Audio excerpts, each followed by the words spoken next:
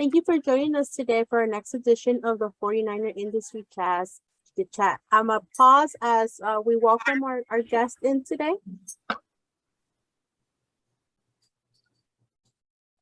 Yes, I would. I'm sorry, is it my turn to speak? No, hold on. We're letting people in before we start. I think we're ready. My name is Noemi Guevara. I'm the Director of Alumni Engagement. Again, thank you so much for joining us for our 49er Industry Chat. Before we start, I would like to let you know the session is being recorded and it will live on our website. Also, we encourage you to submit questions for our guest speaker today, located using our Q&A box located above or below your screen today. And now it's my honor to introduce our moderator for the chat. Peter received his Master's of Arts in English from CSULB in 2008. He is a former journalist and current writing professor at Irvine Valley College and became good friends with the author Joshua Peralta when they were both enrolled at CSULB with a similar passion for poetry and writing. Thank you, Peter, for moderating the chat today. And now I turn it over to you to introduce our guest speaker. Well, thank you so much for that introduction, Noemi. It is my pleasure to be introducing my friend who has just recently published his first book, Third. And well, it's actually, that's the thing. It's not really technically your first book. Now, before I introduce you, I haven't introduced this man yet, but before I introduce you, I have to say that we met on campus. It was fall. I think it was 2005 or 2006, maybe 2005. It's been so long. I don't know. But I remember meeting this guy who was so bright and enthusiastic and excited about literature. And I remember in particular, one of the early memories I have of you, Joshua Peralta, is that you wrote a book that was based on the poetry. I think you see where I'm going with. Yeah, good memory. Walt Whitman. And that really, I think, was your first book, technically. Am I right? Dude, yes. So now you're here with your first published book. I don't know how many copies there were made of the Walt Whitman book. That was a single copy. That was for a project. Yeah. Yeah, I thought that was so impressive, and it was inspired by a poem, I think, if I remember right. Yeah, it was The Leaves of Grass. Actually, oddly enough, I think it was the teacher for that class that got me interested in the blending of genres and really just experimental kind of stuff that hadn't been aware of. So I think it's reflected in Third and Orange, which is the new actual book. This is it right here, Third and Orange by Joshua Peralta. This book it feels nice in the hand, I have to say, and it fits the text very nicely. So you feel like you've accomplished a lot in a few pages. It's really nice that way. Thank you. Now, Josh, did you want to start with a reading right off the bat, or would you like to start with a question? I've got questions. Maybe we'll start with the reading. I think that's a good idea. Yeah. Okay, sure. So again, this book is it's got prose and poetry. It's meant to read like a novella. As I mentioned, it is a bit experimental in form, but I really made it and designed consciously the book to be read like by anybody. You don't need an English degree. There's nothing fancy going on. So even to speak about the word experimental makes it sound like, ooh, fancy. It's meant to read from back to front, have experience that is integral, like this experience of a novella. It can probably be read by any moderately fast reader in maybe 4 hours, or it can be chunked. So again, I think what I'd like to do is maybe start with the 2 short poems, and then I'll finish with some of the prose. Both of the poems and the prose, I think, like I selected sections that the title of this story is called The Odyssey of an English Major. And you will see sort of my interest in writing reflected, as well as my experience in literature classes and study of literature reflected in each of these. So the first poem is called Rite of Spring. And this is Rite of Spring. Tonight I write of spring and the all-day rain whose fall wet athirst for Friday night. The first in weeks free to drink our fill and cut and thrust and chum. till last call, we're out the door with a couple easygoing gals, tramping and cheering and swearing the great glory of saturation down a 4th Street full flood. Of spring pluperfect, I write, of yesterday and last night, and this morning's snooze shaken by alarms set for Saturday's midday box shift that starts too soon at 10, when there is coffee and friends and a simple scrambled breakfast out a screen door that swings into sun on a garden patio and brick under bare feet, and never enough time to compose enough lines in every woman's name and to revise and revise until I get it right, until all my pages fill with praise and light. So that's one. Can I pause you after that and ask a Yeah, question? sure. Now, one thing I love about a poem like this, Josh, is that in words, you can put people in a place, in a moment in time, and capture it so precisely, so many fine details. The brick under your feet, and out a screen door that swings into the sun, all these evocative images. Where do these come from? Are these a composite of your memories? Is this a specific place in time? What is this? Well, again, the title of the book is Third and Orange, and that is a real cross street in Long Beach. It's in probably, it's in the, I think, Alamitos Heights neighborhood, right up from Broadway. And it's the neighborhood in which I lived for a number of years. Oddly enough, the chapters in the book are named after all the cross streets that I lived at. And one of the things that is a through line is that they were never more than a block or so, half a block off 3rd Street. So they're all 3rd and something or something and 3rd. So yeah, this was my first apartment. It was a studio apartment right off 3rd and Orange. Actually on 3rd. The next apartment I lived was like literally around the corner on Orange and 3rd. I had to walk my stuff, or I got to walk my stuff through an alleyway and up the stairs of my next apartment, which was the beginning of a really important part of my life. But this was, this poem is coming from the first chapter, which is, in the book, there's a love story. It's not the only story, but it's the most important, I think, of the emotional kind of content of the book. And this is a poem that essentially is set in the the bar hopping days of an undergrad living in a studio apartment a few blocks up from the beach in a really cool, unpretentious neighborhood, and basically waking up after a night out with friends on 4th Street and just dreading the work that has to come, but enjoying those last few moments of time with friends who had crashed out. So yeah, that's kind of the idea behind the poem. Love it. It's great. Thank you, John. Yeah. I'm gonna read one more. One thing I should mention is that through a significant, essentially, the majority of my time in Long Beach, actually it was only about 5 years. So I worked for Trader Joe's for 8 years. I was working for Trader Joe's. So there are references in that poem to a box shift. That's when you work in the refrigerator.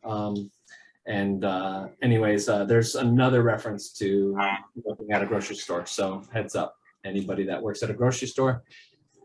It was a hell of a time for me to work at Trader Joe's. One of the best jobs, sincerely, that I've ever worked. Gave me lots of free time to do lots of different things like travel and that sort of thing. So my next poem is called Marginalia.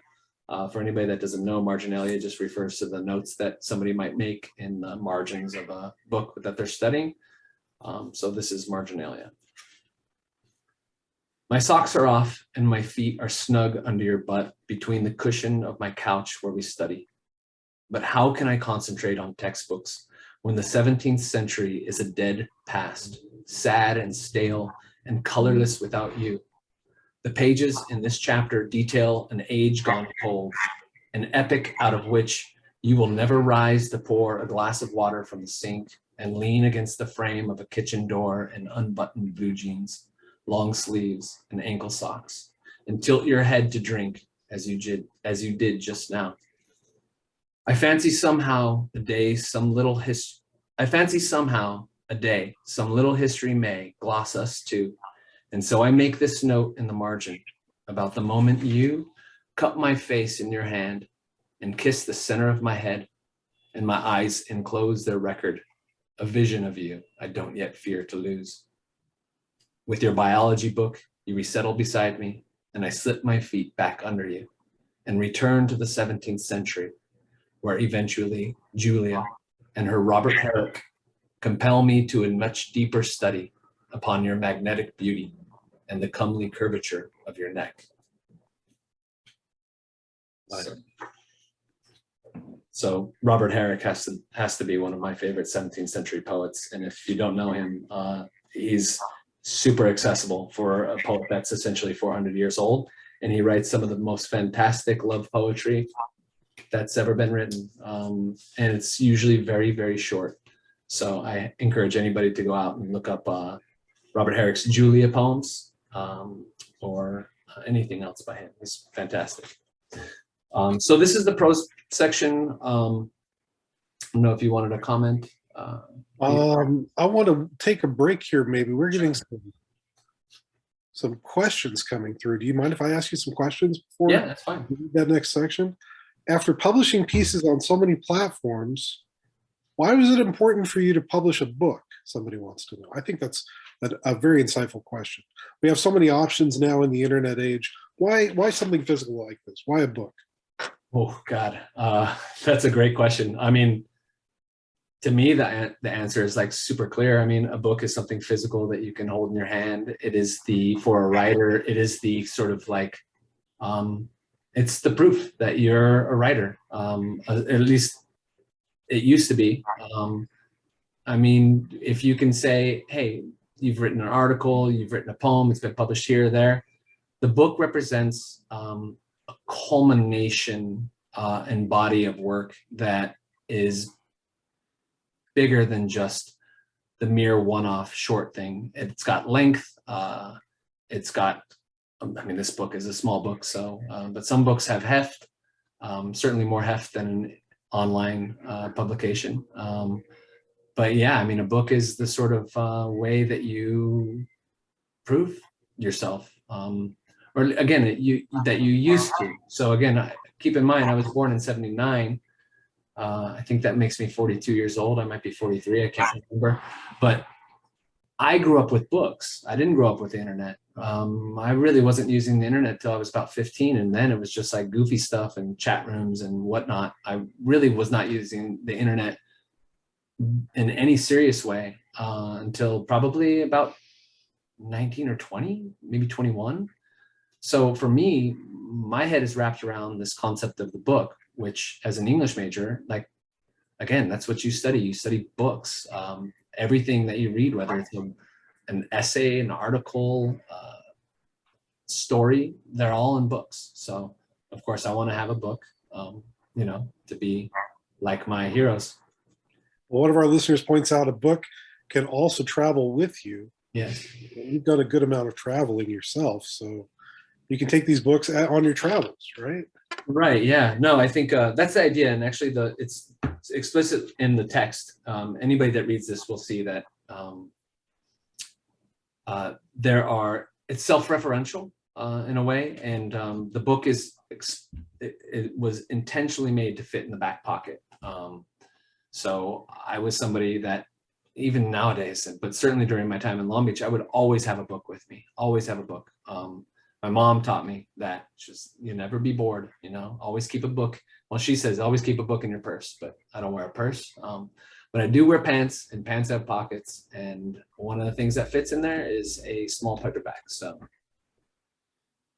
Very nice.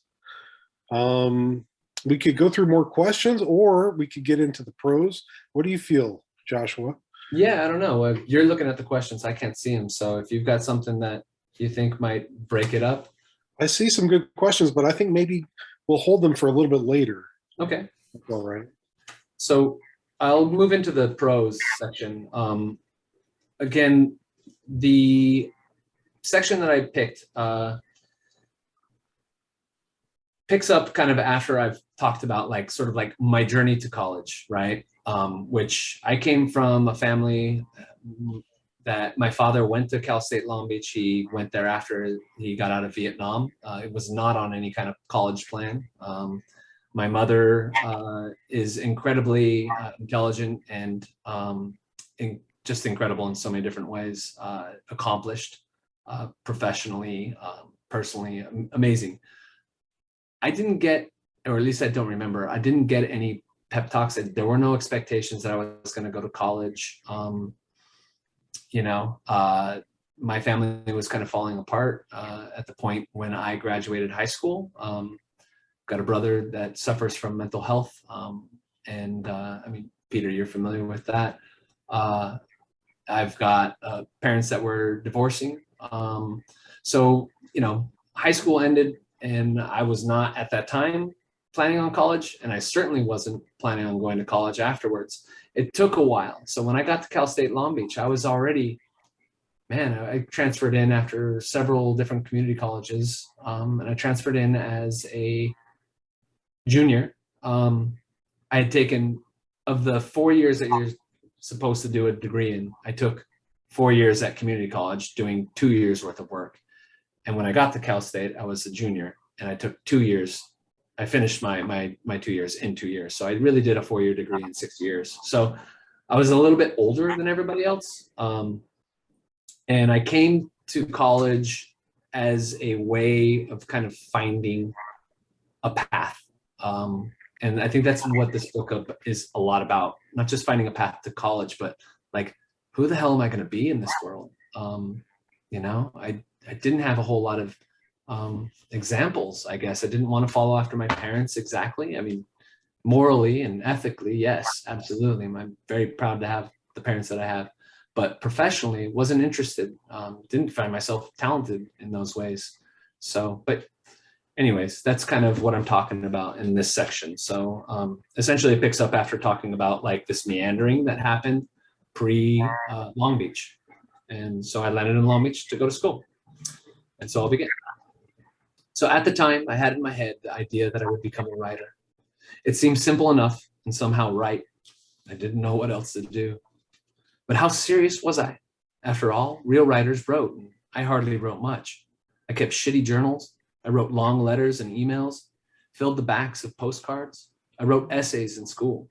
Did these count? I wrote poems in my room, lots of bad poems, but I worked at them, trying to get better. Sometimes I thought I detected improvement. Most of the time I was just polishing turds. Occasionally I tried writing a short story. A couple pages in, I'd throw up my hands in frustration. All my beginnings resisted their endings, and I hated them for their stubbornness. But I was stubborn too, and desperate to put something worthwhile on a page. I had no shortage of ideas. They came freely and continuously. I filled Post-its and cocktail napkins with them. Ideas stained the back of my left hand like crummy tattoos. They ran crazily up and down receipt paper, whatever was handy. A certain phrase or an image could send me into a fervor. Who knew whether one of these ideas might grow into something great? Scraps I'd scribbled on fluttered from my desk every time I opened a door or window. Ideas and false starts cluttered until they were crumpled and tossed into the trash. Was this how one became a writer? I had no clue. I lacked a model. The only writers I knew were those of books I read, but they only showed me what could be done, not how one actually did it. Because I wanted to write, I decided to major in English. I figured studying literature would expose me to great writers and thinkers from whom, with the help of my professors, I'd learn the ropes. I'd come out the other side of college a writer, with a degree to boot, all without having to take another math class. It made great sense to me. I gave very little thought to other options. The fine arts were completely out of the question. I had no talent for them. Nor did I have the patience for the sciences or a mind for math. I didn't want to follow my parents into healthcare, and I had zero interest in running a business. Money was nice, but I'd seen how busy and distracted my parents had been, and that made me distrust stable careers. The social sciences mostly bored me. History was more exciting, but I was drawn to literature. It was the one subject in school whose work brought any joy or consistently held my interest. Majoring in English seemed as good a path or better than any other in front of me. With time and experience, I might even learn to write something worthwhile. Was I crazy? I couldn't tell. I trusted that good writing would come looking for me. It would find me because it knew where I lived. It would recognize me by my golden ring and know what had to happen. It would understand what sort of fool I was and that I needed it to play nice. And sometimes it came and played nice. Poems, like little miracles, bestowed themselves on me whole. Whole. Were they any good? Who cared? They had come to me, chosen me. They were mine. They came to me as I rode my bike to school and work, walked the halls between classes, searched for a title in the library stacks, lifted crates of milk, stocked shelves with canned food, rang up customers at the checkout stand, fixed breakfast and made dinner.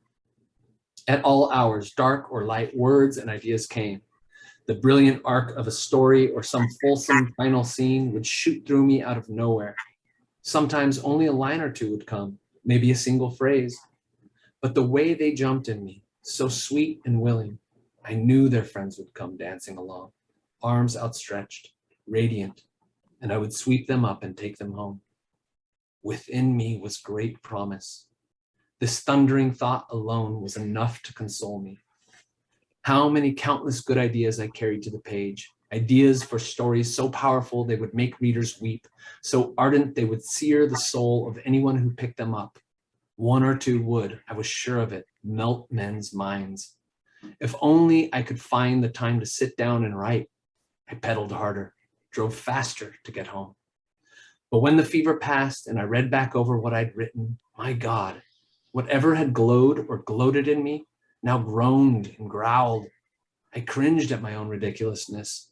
This was writhing, not writing. What the hell had happened? Had I not gotten home quick enough?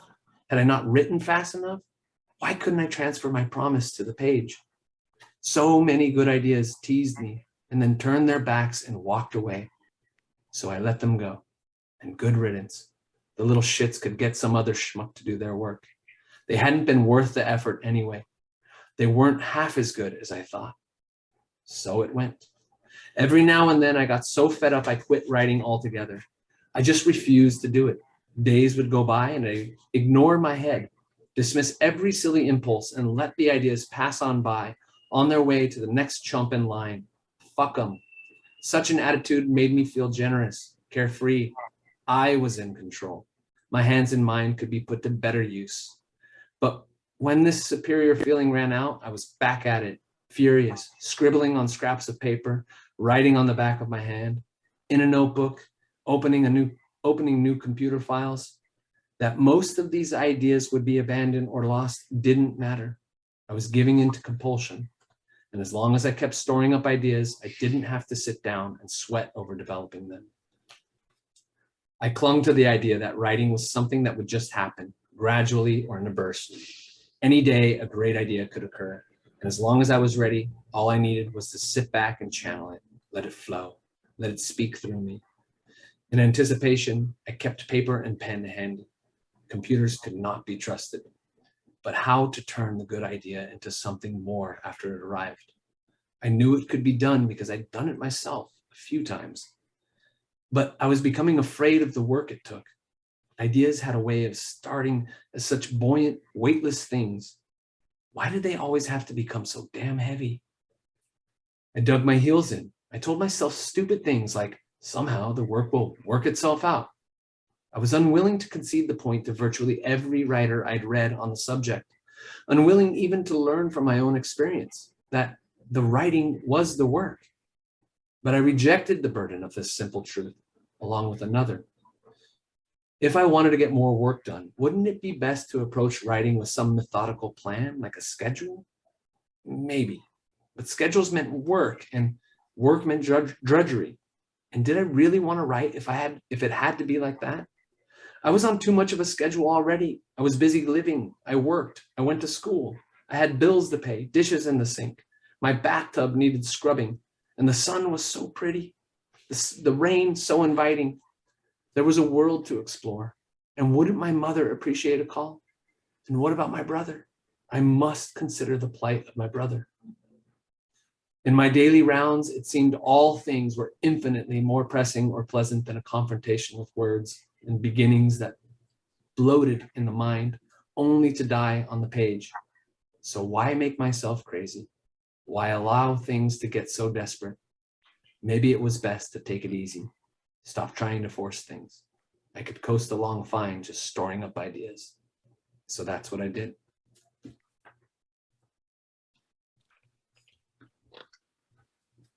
So that's the last little portion. It goes on and continues to speak about college and English classes and creative writing classes and the folks that helped me and what that gave me before it returns to the main thrust, which is the sort of romantic portion. So what is that key element that college provided you? The classes, the workshops, the faculty? Oh man, so many. I was a bad student in high school. I just didn't take it seriously, although I loved to read. I think college, so many different things, Peter. I think I had some really, I'll speak to this. I had some really fantastic teachers. And this is no slight against where I did my grad degree at Mills College, but I would put the English department at the time that I was in it alongside my Mills College degree. The quality of the professors were as good, if not better. You know, again, Stephen Cooper, some names come to mind. Stephen Cooper, Donald Weinstock, Susan Hansel, Tyler Diltz, Tim Carone. I know that I'm going to miss one or two, but those are the big ones. And I had multiple classes with each of them. And those teachers, Lloyd Kermode, fantastic. All of these teachers were instrumental in one, like taking me serious, that I had something to say. They were brutal in their criticism. I grew so much in both Lloyd Kermode's class and Donald Weinstock's class, both very different teachers. But after each of those classes, it was like, I knew that I had leveled up in my writing. They got me to pay attention to things. They pointed things out. I thought I had written something great. It was the first C- I had ever gotten on a paper. And I was like, oh, this is an A for sure.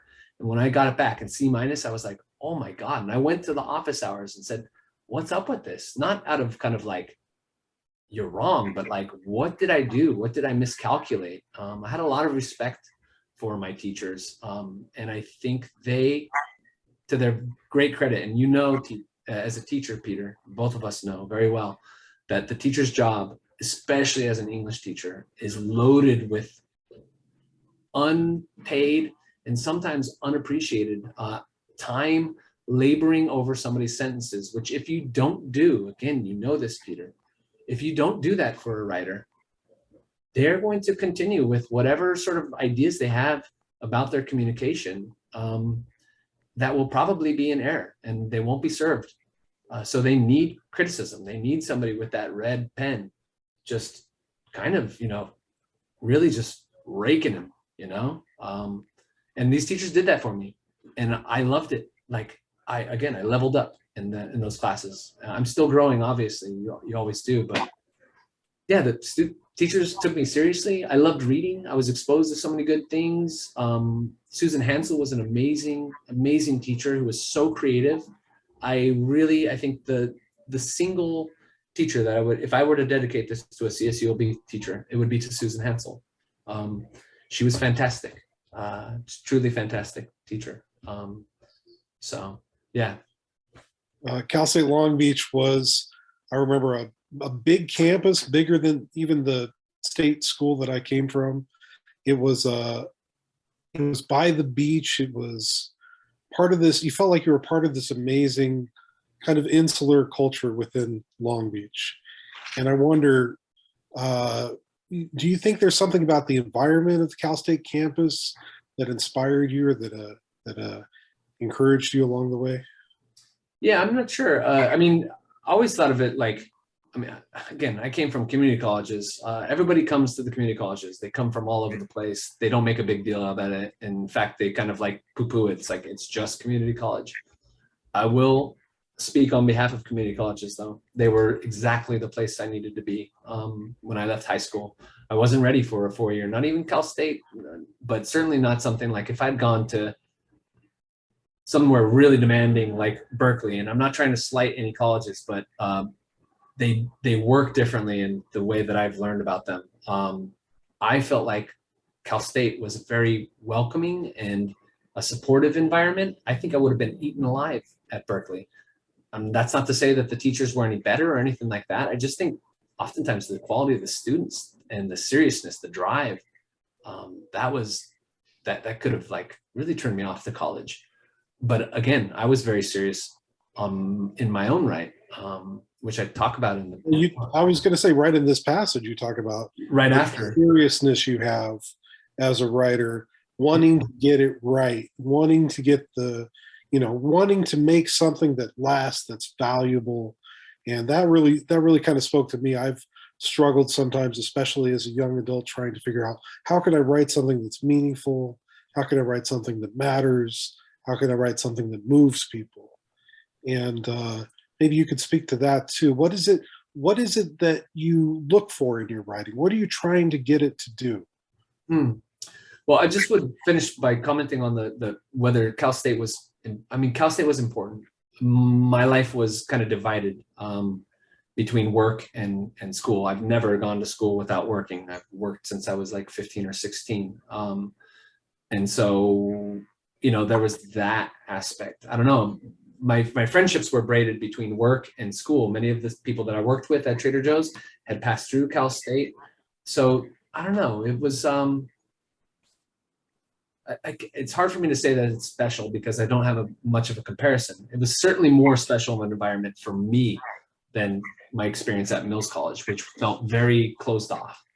It was very welcoming at Cal State, but again, I was 8 years younger, so again, hard to make comparisons there. But as for what do I look for in writing?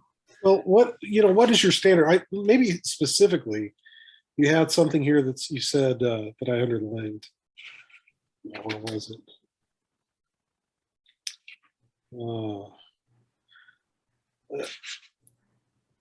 No, I can't find it right now, but it was basically that as long as I kept storing up ideas, no.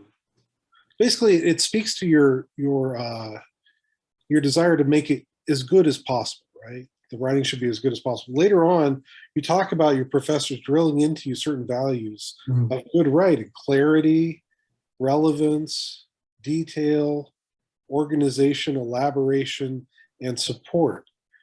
And I thought maybe you could just kind of help explain to people, not everybody who's listening to this are writers, right?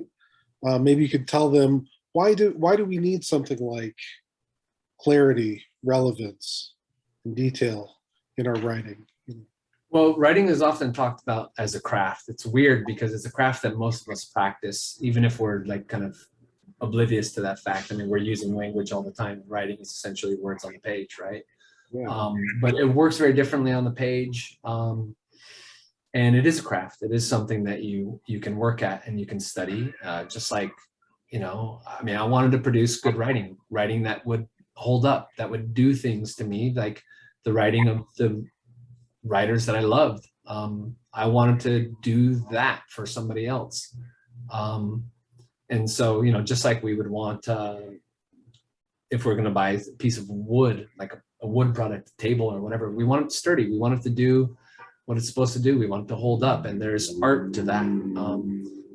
Sometimes writing can be just practical, and it's like the IKEA stuff, and you just do it to serve a quick purpose. But if you're trying to create art, which I'm trying to do, I know that sounds pretentious, but it's anybody that's tasted a good book knows exactly what that means, and I just love it. I mean, it's like literally the only thing that I feel like, aside from cooking, I mean, in terms of the arts, I don't feel very talented, and I don't even feel very talented as a writer. I've put a lot of work into it. My teachers at Cal State have helped me. So Well, yeah, I think your writing is speaks for itself in this copy of this book here. I think it's pretty clear that you've got some fine writing to your credit. Josh, I've got a couple of questions from the listeners here. Sure. Somebody asked, how have other writers influenced your work? Oh, well, this specific book, I can name The Heritage very clearly. Going back, I mean, let's just start Walt Whitman, the idea of his Leaves of Grass, which was a book that he wrote and rewrote and changed and tweaked and did all that stuff. I mean, my journey with this book is similar to that. I can go into that more in detail elsewhere, but everything from Walt Whitman's Leaves of Grass to a little bit later, more specifically in form, there's a book, and these books aren't read. I'm going to name a couple books. Anybody that likes literature, go out and find these books. They are freaking fantastic. This book literally would not exist if I had not found those books. But the first is Edgar Lee Masters' Spoon River anthology. Essentially a bunch of free verse prose poems that are like the epitaphs on gravestones in a cemetery. All people that have lived and died in this town of Spoon River. And they kind of interconnect, and you can read each one separately, but reading them as a whole, you see people talking to each other or referencing other people, people that they've fallen in love with, or maybe somebody who killed them, a doctor who performed a botched abortion, or, you know, this, it's like really fantastic drama. But again, it's given to you, you pull it out after reading all these little separate pieces. So there's that book. And there's after that, that's I think I can't remember what year that was published, 1911, 14. And then in 1917 or 19, there was a book called Winesburg, Ohio by a guy named Sherwood Anderson. Like, just such a gorgeous book. I love that book deeply. And I think formally what he's doing, it's like a novella or a novel, but it's not a typical novel. It's all short stories. So you can, again, read the stories separately, but there are several stories that have either the same central narrator, or that narrator appears mentioned as a third person in another story. So again, you creating in these sequenced parts this sense of a cohesive whole that is incredibly satisfying and incredibly rich. And both city or towns kind of related, you know, there's the Spoon River, that's the town of Spoon River, Winesburg, Ohio. Both, I think, are fictional towns, but either way, I could go on. Sandra Cisneros' house on Mango Street is a big one, more contemporary, but. Sure.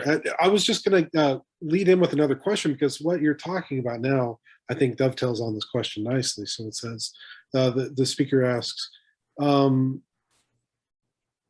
are all of your poems individual stories, or do you like all of your poems and writings to kind of bleed together? Well, for this, yeah, I mean, they're all sequenced, and they're kind of at the core. Again, to speak to the formal quality of the book, it's a book of poems. That's the core, but it's bookended by two prose pieces, a short story that begins everything, and then it leads into this chapters of poetry that are sequenced, and I think tell what I hope is a pretty clear story. Even though they're poems, many of them are narrative, some of them are lyrical, but there's a consistent I speaker and other characters like a love interest and some friends that appear that are pretty easy to follow. It's pretty easy to track the story. And then the last piece, which holds the bulk of the word count of the story of this whole book, I mean, it's probably maybe 50 or 60% of the words are in this last long piece. It's an indirect like explication of the poems and stories that came before. So it never mentions them by name, but certainly if you've read up to and then read through that, you will notice and hopefully be encouraged to return back to poems and say, this must have been that. This is where in prose he's talking about, but it's elaborated here in a poem, or vice versa. So I really am trying to encourage a type of reading that rewards returning and rereading, and maybe even bouncing around. You know, nobody reads these days, or I mean, people read, but we don't read the way that we used to. Our attention has been kind of fractured. And I think I made a book that was intentionally broken into parts that could be ingested, consumed, read as such. But then as one goes through it, one gets a full and hopefully satisfying meal of a story, you know? So. Do you want to write more books in the future? Yeah, actually, I have a book that I'm getting back to. I've got a couple chapters written, and I'll be getting back to it this summer. I'm very excited to, a little bit frightened because it is a really big project. It's, in a sense, it's nothing like this book, but it is very much complementary to the book. In fact, these two books are going to be working like. It's a little too complicated to go into here now, but the books will complement each other.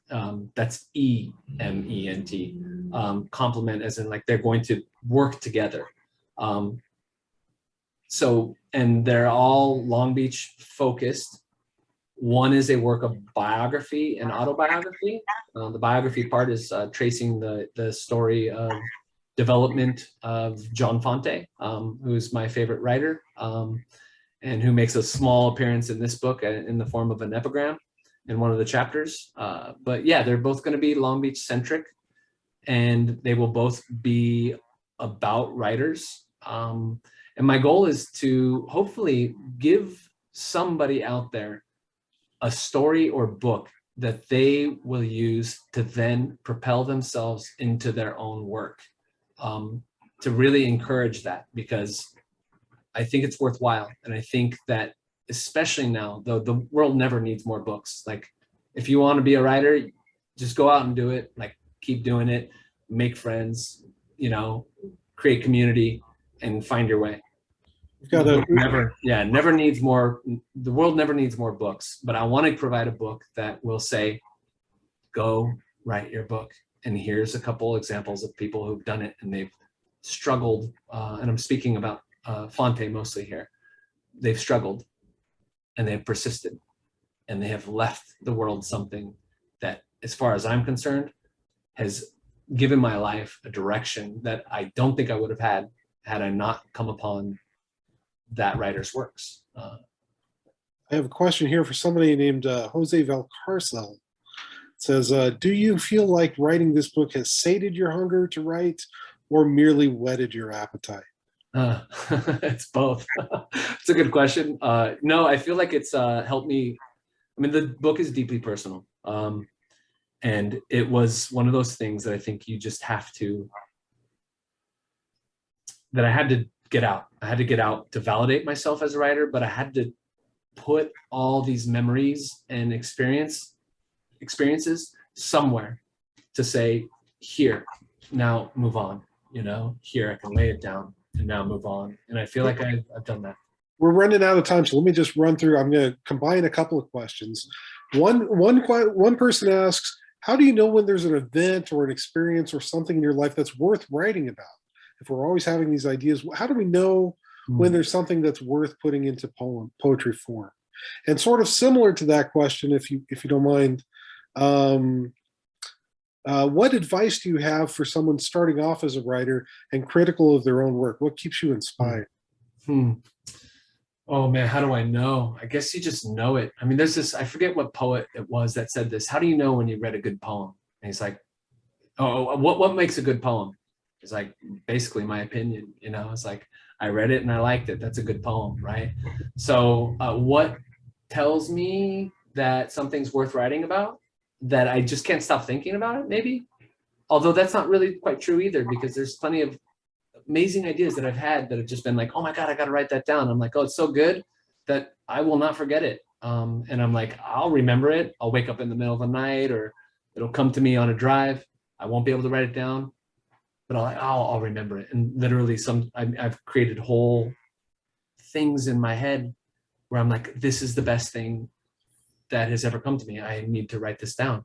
And I'll either not take the time to write it down and forget it, or I'll realize when I'm writing it, it's not quite what I thought it was. So I guess just if you have ideas, keep a journal. I don't journal. I should say keep a little book where you can write little snatches of language down, words or things like that. I still use the pen. I cannot begin writing almost anything aside from an email on the computer. Anything that's going to be like something that I want to write. I do like to write first on the paper, and almost always what I end up writing there on the paper looks nothing like what I finish. But it helps me get started, and it helps concretize the words for me. Now we have barely any time left. I want to make sure that people know that they can find the book at joshuaperalta.net. That's JOSHUAPERALTA.net. Yep, author's name.net. You can find the book. You can also, can you tell us a little bit more about this postcard project? Yeah, I want to direct people, if you're interested, please check out the website. It's joshuaperalta.net, super creative website. Again, joshuaperalta.net, not .com.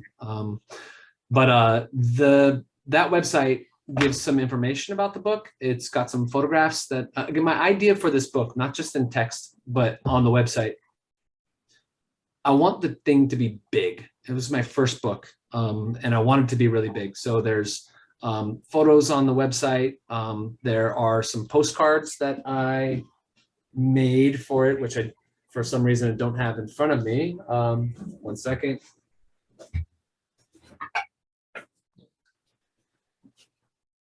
So I made these postcards, and yeah, it's kind of weird looking at this, but these postcards have poems on the back, and I wanted something that would act as a postscript. Personally, I wanted these poems in the book, but they didn't really fit in the book because they're both written outside of Long Beach, but looking back at Long Beach and writing to a person from the story. And so they were appropriate, but I was like, how can I keep them in the book without actually keeping them in the book? And the answer was to make them postcards, which is fitting because of their nature, the nature of the poems themselves. They're essentially postcards back to somebody.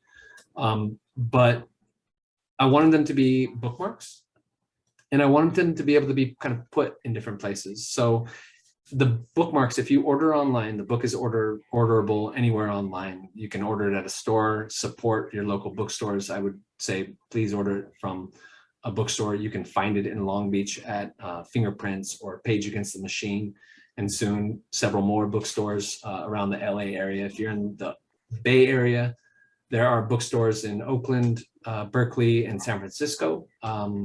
You're welcome to email me if you want a recommendation. I'm happy to shoot you an email. You'll find all that information on my website. But again, if you order online, these postcards will not come with the book. You have to shoot me an email. So I wanted there to be an interactive element to the book. Because for me, books have always been things to start conversations with. Anytime I go anywhere, I bring a book. If I'm sitting at a bar having a beer by myself, if there's nobody there to talk to, I have a book. And eventually somebody comes by and says, what are you doing reading a book? What book are you reading? And then that starts a conversation. It may have nothing to do with the book I'm reading, but ultimately it puts me in contact with beings other than myself. And that is something that I think is super enriching. So there's also a video that is based on one of the postcards. And again, the video, the postcards, they're all accessible through the website. So feel free to send me an email. I respond to anybody. So. Wonderful. Thank you so much, Joshua. Peter, thank you so much for moderating. And I think you just said it. If anyone wants to connect with you, they could visit your website and email you directly from there, right, Joshua? Mm-hmm. Of course. Wonderful. So thank you so much for giving us a copy to the Alumni Center. We're very excited to have it on our collection now. And we look forward to your further publishing and invite you back to have another chat. And then hopefully soon we'll include Peter in one of our series as well. So thank you so much. We learned so much for your creative process. Congratulations on both your careers and sharing your story with alumni and our students as well. Yeah, thank you, Noemi. Thank you, Cynthia. Thank you so much, Peter, for agreeing to do this. I really appreciate it, man. My pleasure, absolutely. Yeah. And Thank you for everybody everyone- that came and bothered to attend. I really appreciate it. Wonderful. So thank you everyone for joining us. Again, please visit our website to learn about our future chats and follow us on social media to learn about our future programming. Thank you so much for joining us. Adios.